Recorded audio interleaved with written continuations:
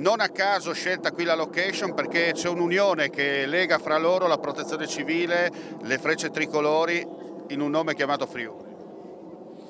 Beh, direi che è stato riconosciuto da tutti, poi insomma, venire in questa bar, festeggiare i volontari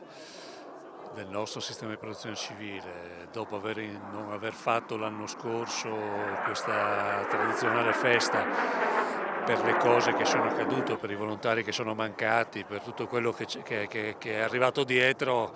per noi questa era una giornata importante, mi pare che stia riuscendo nel migliore dei modi, con grande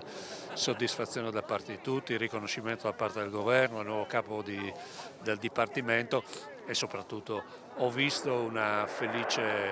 partecipazione dei volontari. Possiamo dire che